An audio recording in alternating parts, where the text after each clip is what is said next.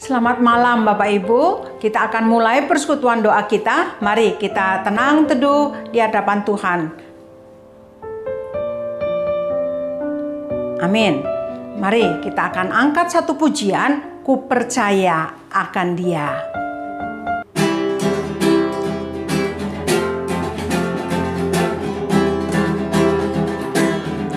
Ku percaya akan Dia sepanjang jalanku, ku serahkan diriku ini dalam tangannya. Walau apapun ku lalami setiap hari, ku percaya bahwa Dia tak pernah gagal. Yaitu Yesus, Dia sahabatku, takkan berakhir cinta kasih-Nya. Walau apapun ku alami setiap hari, ku percaya bahwa Dia tak pernah gagal. Yaitu Yesus, Dia sahabatku, takkan berakhir cinta kasih-Nya. Walau apapun ku alami setiap hari, ku percaya bahwa Dia tak pernah gagal. Amin Bapak Ibu, bahwa kita punya Tuhan yang tidak pernah gagal. Mari kita berdoa. Bapa dalam surga, kami bersyukur dan berterima kasih sekali lagi kami boleh datang di dalam persekutuan doa ini. Berkati persekutuan kami Tuhan, sehingga pujian maupun firman sungguh memberikan kekuatan yang baru bagi setiap kami. Dalam nama Tuhan Yesus kami berdoa. Amin. Kita naikkan pujian dari NR 191, Nyamanlah Jiwaku.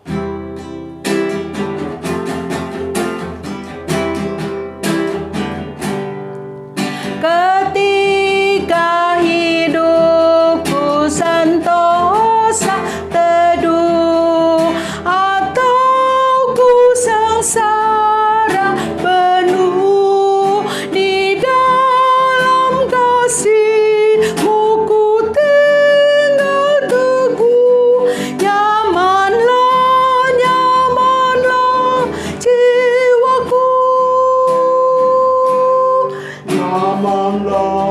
Nyamanlah jiwaku, jiwaku, nyamanlah, nyamanlah jiwaku. Meski oleh iblis aku diserang, hatiku tenang dan teguh, sebab Kristuslah menyelamatkanku. Darah-Nya menebus jiwaku. nyamanlah Nyamanlah jiwaku, jiwaku, nyamanlah, nyamanlah jiwaku. Kenyamanan jiwa hanya karena darah Kristus. Mari Bapak Ibu, kita akan mendengarkan firman Tuhan. Kita akan menaikkan pujian, bimbinglah daku.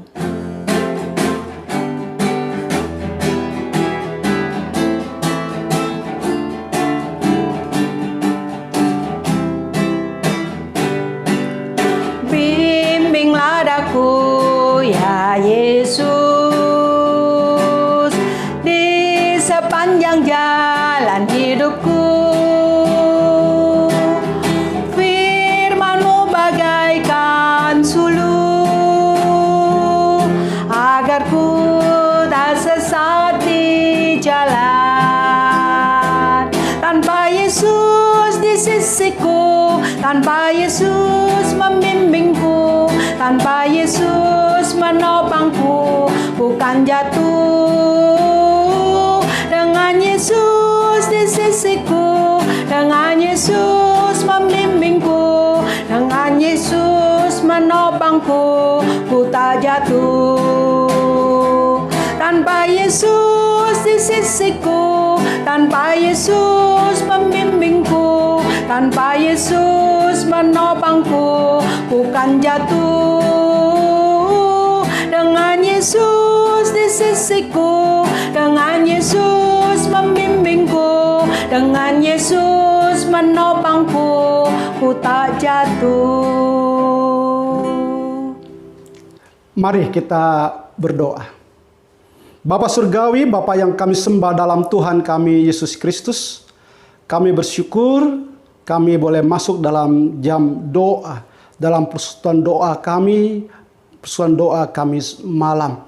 Dan saat ini kami mau membuka hati kami pula untuk mendengar firman-Mu. Dan biarlah Engkau sendiri yang menuntun kami masuk ke dalam kebenaran firman-Mu, dan bahkan dengan pertolongan Roh-Mu yang kudus, memampukan kami tidak hanya menjadi pendengar firman, tapi juga boleh menjadi pelaku firman. Firman itu yang meneguhkan dan menghiburkan kami. Pakailah hamba-Mu dalam segala kelemahan dan kekurangannya, sehingga apa yang sudah dipersiapkan perenungan ini memberkati kami. Engkau sendiri yang berkata-kata, kami anak-anak-Mu siap mendengarnya. Dalam nama Tuhan kami Yesus Kristus, kami berdoa. Amin. Bapak Ibu, saudara-saudari yang dikasihi Tuhan, dimanapun Bapak Ibu berada, kita masuk dalam persekutuan doa Kamis malam 29 April 2021 ini. Dan pembacaan firman Tuhan terambil dari kitab Ayub, pasalnya yang ke-16, ayatnya yang ke-7, hingga ayatnya yang ke-14. Satu seri dari perenungan setiap Kamis malam dalam persekutuan doa kita melalui tokoh Ayub. Dan pembacaan firman Tuhan dari kitab Ayub pasal 16 ayat 7 sampai ayat yang ke-14. Demikian bunyi firman Tuhan. Tetapi sekarang ia telah membuat aku lelah dan mencerai-beraikan segenap rumah tanggaku. Sudah menangkap aku. Inilah yang menjadi saksi. Kekurusanku telah bangkit menuduh aku. Murkanya menerkam dan memusuhi aku.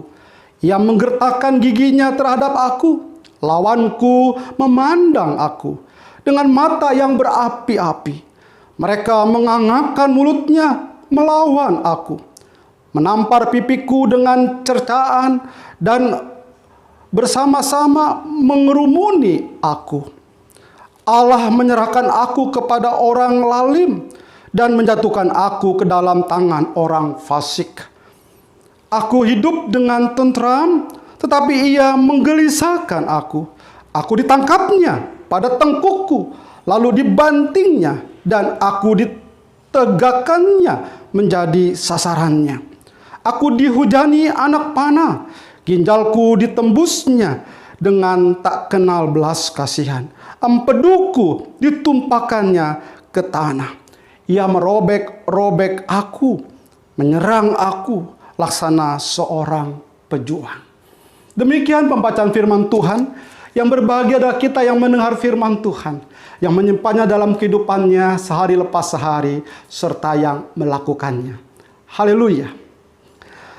Shalom Bapak Ibu dan saudara-saudaraku yang dikasihi Tuhan Yesus. Dimanapun Bapak Ibu berada, pastinya terus di dalam pemeliharaan Tuhan. Haleluya. Bapak Ibu, saudara-saudari yang dikasihi Tuhan Yesus, perenungan kita pada Kamis malam ini bertemakan tertekan. Setiap kita pasti pernah mengalami apa yang dinamakan tertekan. Hidup yang di dalam tekanan, maksud saya. Bagaimana rasanya Bapak Ibu, Saudara-saudari?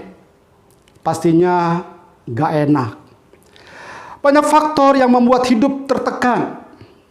Bisa hidup tertekan oleh orang tua, tertekan dengan suami atau istri, tertekan dengan bos di kantor atau di tempat pekerjaan kita. Apalagi Bapak Ibu dan Saudari, kalau hidup tertekan karena hutang. Ya, pastinya lebih nggak enak lagi. Apalagi orang yang berhutang, kita yang nggak tahu menau, dikejar-kejar, ditekan, dengan kata lain, oleh yang seperti ini gambar. Debt collector. Seorang atau agen penagih utang yang dikirim langsung dari bank. Itu definisi debt collector sesungguhnya.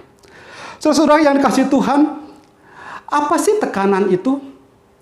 Apa yang maksud dengan hidup yang tertekan?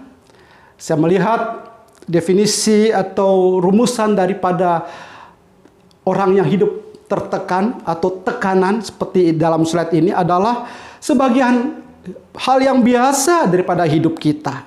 Kebanyakan orang akan berasa tertekan pada suatu masa tertentu. Tekanan boleh datang daripada berbagai sumber yang berlainan. Lingkungan tekanan yang biasa kita alami datang dari kerja, sekolah, keluarga, perhubungan atau relasi, bahkan kesehatan, dan mungkin juga berbagai peristiwa kehidupan. Itu yang saya dapatkan tentang rumusan tekanan.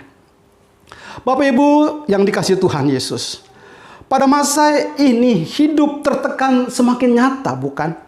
Di tengah kondisi pandemi COVID-19 yang juga belum berakhir sampai hari ini, rasanya semua golongan umur atau usia, entah itu tua, muda, bahkan anak-anak yang tidak mengenal status kaya atau miskin, pasti mengalaminya.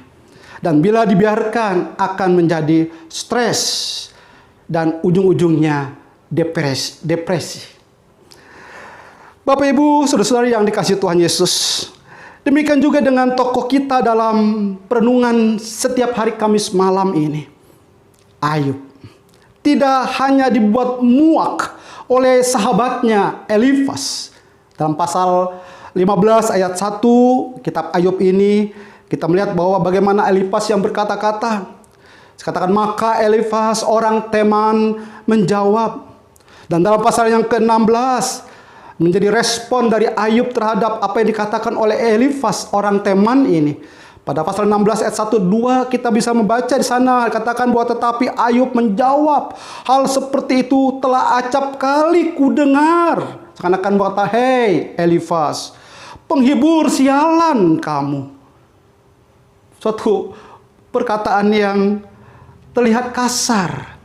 Dan Bapak Ibu saudaraku yang kasih Tuhan, inilah ciri daripada orang yang sedang tertekan atau stres. Ada nada kasar dari setiap perkataannya. Yang keluar dari suasana hati yang buruk dan perasaan sedih yang berkelanjutan. Bapak Ibu dan saudara-saudaraku, Ayub juga tertekan karena ketidakhadiran Allah secara nyata. Dan juga diamnya Allah. Sebab itu menjadi ciri kedua dari orang yang sedang stres, seperti dialami oleh Ayub, selalu merasa kelelahan. Seperti yang diakui pada ayatnya yang ke-7. Tetapi sekarang ia telah membuat aku lelah dan mencerai-beraikan segenap rumah tanggaku. Ada kata aku merasa lelah. Seperti ciri kedua daripada orang yang sedang stres. Dan ayat-ayat selanjutnya akan memperlihatkan kata-kata emosional yang kuat dan mendalam dari seorang yang tertekan. Jadi kita melihat ada ciri orang stres itu adalah dari aspek fisik ataupun psikis atau psikologi. Ada merasakan suasana hati yang buruk dan selalu merasa kelelahan. Apakah itu yang kita sedang alami saat ini Bapak Ibu Saudara? Bapak Ibu dan saudaraku yang dikasihi Tuhan Yesus dimanapun Bapak Ibu berada, Apa yang kita dapat pelajari dari tertekannya Ayub ini? Jawabannya ada dua hal, saudara. Yang pertama, bawalah perkaramu kepada Allah. Meskipun sesungguhnya Allah jugalah yang menjadi penyebab semua masalah yang dihadapi oleh Ayub. Ingat Bapak, Ibu, dan saudaraku, sampai saat ini Ayub belum mengetahui adanya kesepakatan antara Allah dengan iblis. Allah buat kita di pasal-pasal pertama dari kitab Ayub, kita sudah tahu dengan jelas dan bahkan mendetail sebelum musibah yang menimpa Ayub ini. Tetapi bagi Ayub, ia tidak tahu sama sekali mengapa malapetaka ini terjadi atasnya. Tidak sekalipun Allah memberikan penjelasannya kepadanya. Dan dalam sebuah istilah dikenal dengan Deus absconditus. Deus absconditus. Istilah yang tepat buat Ayub. Dan pasti juga bagi kita yang sedang mengalami kehidupan yang tertekan. Apa itu Deus absconditus? Kata Deus adalah kata Latin yang berarti Allah. Dan absconditus itu dalam bahasa Inggrisnya abscon. Yang mungkin kita sering kali dengar kalau di kelas saat murid tidak hadir, Bu, si Anu itu sedang absen. Mungkin ini dari kata abskon, yang artinya menyembunyikan diri atau pergi dengan diam-diam. Dan dalam konteks Deus absconditus bagi Ayub sini, Allah telah dengan diam-diam keluar dari adegan kehidupannya. Mungkin itulah tepatnya boleh kita katakan. Allah telah pergi. Aku tidak dapat menemukan dia. Ketika aku berdoa, aku tidak mendapatkan jawaban. Ketika aku mengabdikan diriku lebih dalam lagi untuk melakukan kehendaknya, aku terus menerus kalah. Allah telah melarikan diri dengan diam-diam bersama-sama dengan berkat-berkatnya. Itulah Deus absconditus. Dan Bapak Ibu saudaraku yang kasih Tuhan, kita baru saja merayakan peristiwa Jumat Agung dan Paskah. Dalam perkataan Tuhan Yesus, ada 7 perkataannya di atas kayu salib. Perkataan yang pertama adalah Eli, Eli, lama sabachthani. Artinya Allahku, Allahku, mengapa engkau meninggalkan aku? Dalam Matius pasal 27 ayat 46. Bahkan dalam Markus pasal 15 ayat 34 juga ditulis, katakan pada jam 3 berserulah Yesus dengan suara nyaring, Eloi, Eloi, lama sabachthani. Yang berarti, Allahku, Allahku, mengapa engkau meninggalkan aku? Yesus merasakan ditinggalkan oleh Bapaknya. Allah seakan-akan berdiam diri oleh sebab keberdosaan manusia yang harus ditanggung kepadanya. Namun demikian, Yesus tetap menengadahkan wajahnya kepada Allah yang seakan-akan meninggalkannya itu. Bapak Ibu saudara kasih Tuhan, situasi seperti yang dialami oleh Tuhan kita di atas kayu salib kena menang dosa manusia, itu juga yang dialami oleh Ayub tak kala para sahabatnya menuduhkan dia hidup yang berdosa sehingga Allah meninggalkan dia. Tapi Ayub tidak berpaling kepada Allah. Di dalam ketidakmengertian tragedi yang menimpa dirinya, bahkan dengan tudingan-tudingan yang seakan menghakimi dari para sahabatnya, bahwa ini terjadi karena keberdosaannya. Namun dia tetap membawa perkaranya kepada Allah. Kita dapat membandingkannya dengan Ayub pasal 16 ayat 19 sampai 21 yang minggu depan akan dibahas oleh rekan rohaniwan yang lain. Dan pasal 17 ayatnya yang ketiga. Bagaimana kita dapat melihat tak kala pergumulan hidup datang, bahkan bertubi-tubi kesannya, apakah kita masih meragukan kasih dan pemeliharaan Allah, atau sebaliknya menganggap dia meninggalkan kita dan tidak peduli lagi pada kehidupan anak-anaknya? Bapak, Ibu, dan saudaraku yang dikasihi Tuhan Yesus, marilah tak kalah kesulitan menghimpit yang bahkan menekan hidup kita, kita tidak meragukan kasih dan pemeliharaan Allah. dan bahkan mempertanyakan mengapa dia meninggalkan kita. Malah yang sering terjadi, kitalah yang meninggalkan Allah hanya karena masalah kehidupan yang menghimpit hidup kita itu. Yang kedua, Bapak, Ibu, dan saudara-saudari yang dikasihi Tuhan, bagaimana kita belajar dari Ayub tak kala ia mengalami kehidupan yang tertekan, yaitu tetap berdiri dengan teguh. Bagi Ayub, bukan saja masalah menghimpit hidupnya, Bapak, Ibu, dan saudara. Bahkan Allah yang seakan murka kepadanya. Seperti yang dinyatakan pada ayatnya yang ke-9. Murkanya menerkam dan memusuhi aku. Ia menggertakkan giginya terhadap aku. Lawanku memandang aku dengan mata yang berapi-api. Dan dari ayat ini kita dapat menangkap apa yang dipikirkan Ayub tentang Allah. Terlintas oleh Ayub. Ia merasa Allah sebagai seorang penguasa kejam dan bukan Tuhan yang pemurah. Dalam terjemahan Alkitab Bahasa Indonesia Sehari-Hari lebih jelas akan tindakan Allah kepada Ayub ini. Di sana ditulis, dengan geram Allah merobek-robek tubuhku, dengan sangat benci ia memandang aku. Pada ayat selanjutnya, pada ayat yang ke-11 dikatakan Allah menyerahkan aku. Lalu pada ayat yang ke-12 dalam Bahasa Indonesia Sehari-Hari dikatakan bahwa Allah menyerang aku dengan tiba-tiba. Wow, kita lihat bagaimana seakan Ayub sedang dimurkai oleh Allah. Dan saudara bisa melihat pada ayat yang ke-13 dan ke-14 dan dapat membacanya lagi. Namun Bapak, Ibu, dan saudara-saudaraku, walaupun demikian, Ayub tetap berpegang teguh pada kepercayaannya bahwa Allah itu kasih dan adil adanya. Haleluya. Sebab itu Ayub mengadu kepada Tuhan agar membela dirinya. Charles Swindoll, salah satu tokoh yang saya suka, lagi dalam buku yang lain, yaitu Maju 3 Langkah, Mundur 2 Langkah. Satu buku yang menulis bagaimana cara mengatasi tekanan hidup. Charles Swindoll menulis, manusia memang makhluk yang aneh. Kita berlari makin cepat ketika tersesat di jalan. Seharusnya kita berhenti dulu untuk menentukan arah. Tapi yang kita lakukan adalah berputar-putar tanpa tujuan jelas. Ada 3 perkataan yang melukiskan keadaan zaman kita sekarang ini. Bergegas, khawatir, dan mengubur. Mungkin maksudnya mengubur adalah menuju kematian. 3 hal ini yang saat ini dalam masa kita seringkali alami. Apa itu tadi, saudara-saudara? Bergegas, atau hidup yang begitu cepat, lalu hidup dengan banyak kekhawatiran, dan hidup yang sedang menuju pada kematian. Bergegas, khawatir, mengubur.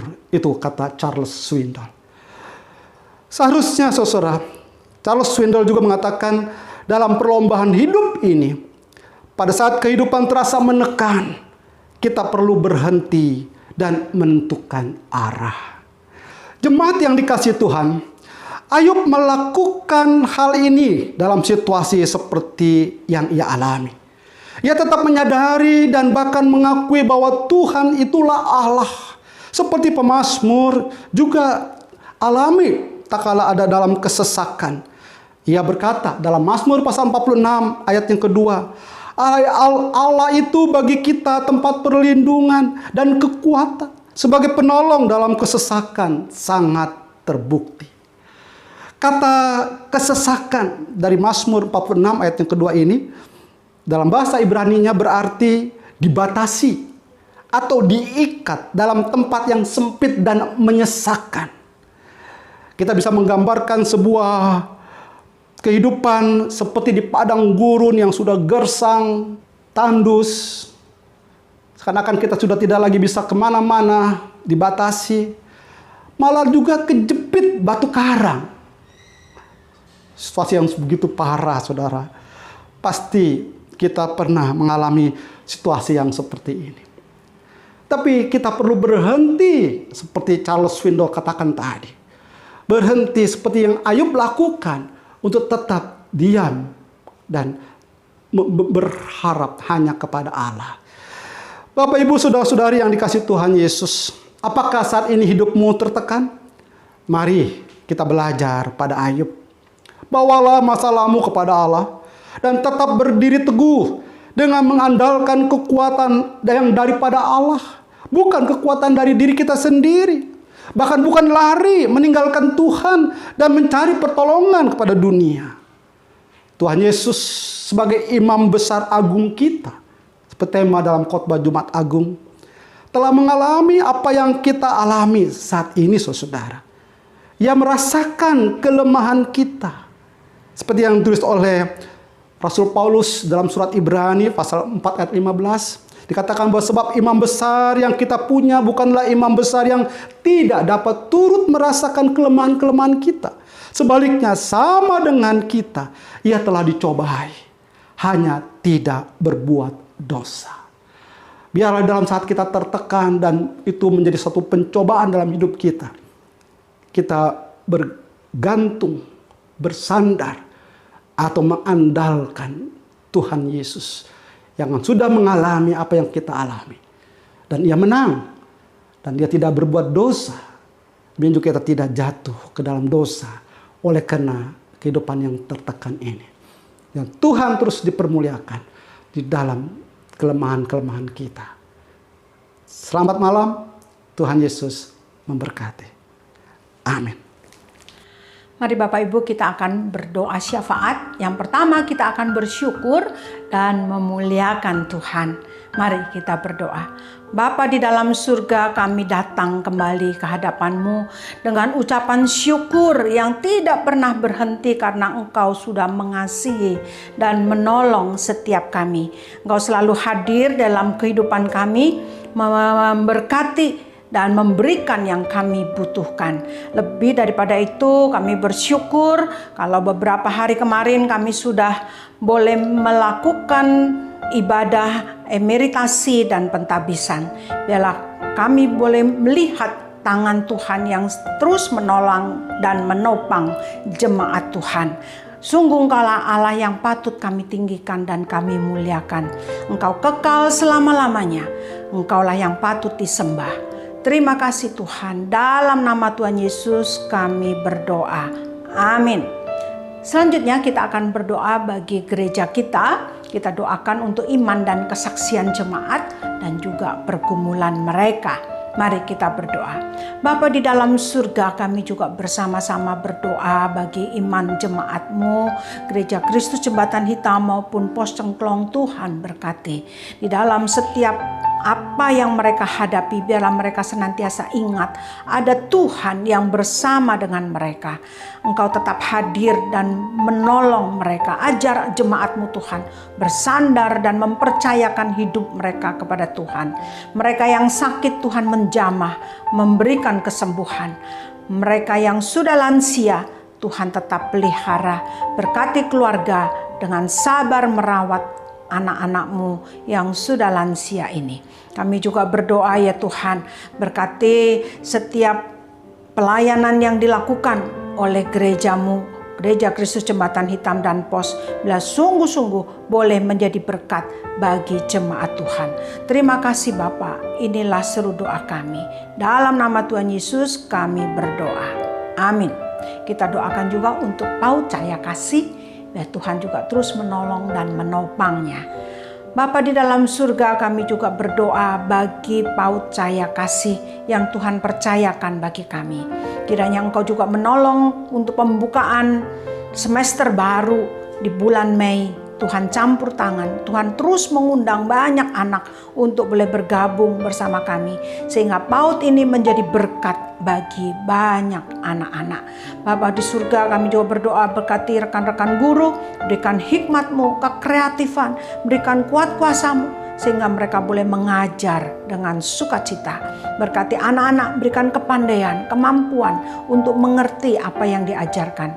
Demikian juga dengan orang tua, boleh mendampingi mereka dengan sabar. Kami berdoa ya Tuhan bagi donatur, setiap orang tua asuh, berkat-Mu juga melimpah bagi mereka. Berkati usaha dan pekerjaan mereka, berkati keluarga mereka. Terima kasih Bapa, inilah seru doa kami. Dalam nama Tuhan Yesus kami berdoa. Amin. Kita juga berdoa bagi bangsa dan negara kita. Mari kita berdoa. Bapa di dalam surga, kami juga berdoa bagi bangsa dan negara kami ini. Berkati para pemimpin-pemimpin negeri ini Tuhan, dari Bapak Presiden sampai jajaran yang terendah. Berikan kepada mereka hati yang takut akan Tuhan. Berikan hikmat-Mu sehingga boleh memimpin negeri ini dan membawa damai sejahtera bagi rakyat banyak. Berikan kepada mereka kekuatan, kesehatan, khususnya di dalam pembagian vaksin kepada seluruh rakyat Indonesia. Kami rindu semuanya boleh tervaksin, dan biarlah paparan virus corona ini boleh dihentikan, boleh Tuhan halaukan, bukan hanya dari negeri kami, tapi juga dari seluruh muka bumi ini. Tuhan tolong berkati negeri kami, dijauhkan dari orang-orang yang berniat jahat. Engkaulah yang mengendalikan negeri ini sehingga aman, sejahtera, dan kami boleh terus melayani Engkau. Terima kasih Bapa, inilah seru doa kami. Dalam nama Tuhan Yesus kami sudah berdoa. Amin. Marilah kita akan mengakhiri persoalan doa malam ini dalam berkat yang daripada Tuhan. Kasih karunia daripada Tuhan Yesus Kristus, kasih daripada Allah Bapa serta persekutuan dengan Roh Kudus menyertai kehidupan kita di saat-saat kita mengalami kehidupan yang tertekan. Ada Tuhan beserta kita, Tuhan Yesus. Haleluya. Amin. Bapa, terima kasih. Bapa, terima kasih. Bapa di dalam surga, puji terima kasih. Amin. Selamat malam, Tuhan Yesus memberkati.